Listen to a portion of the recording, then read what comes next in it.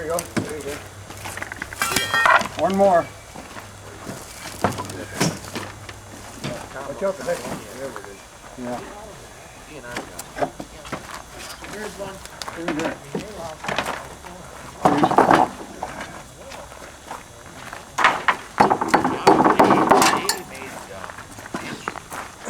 It's hard to believe when you look at this stuff and you see, look at these nails and you realize that they were put in there 120 years ago by some carpenter.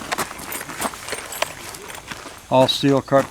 Some of them aren't even rusted, you know? 1890 is when it was rebuilt, so that's 120 years ago by my calendar.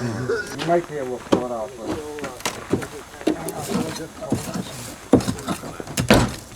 It's got a pipe in it. Pipe in there.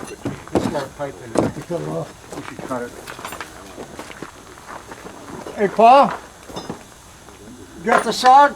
Will the saw come down this way? The whole inside was paneled wood. Where do you want it, Gil? We just got one cut to make sure as I see it. You see it? And I don't know if that's 1854 or 1954. I saw it's kind of cool. Probably just one of the workers from here. This was evidently the coal room where they stored all their coal and stuff. And because when we got in between the walls and stuff, you can see it's just nothing but coal dust. You bang on a board and it's like a cloud goes up. You know.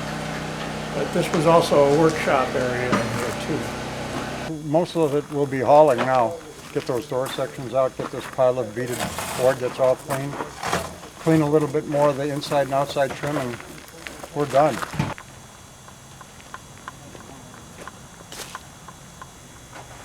Do we get them all? I'll probably just wait.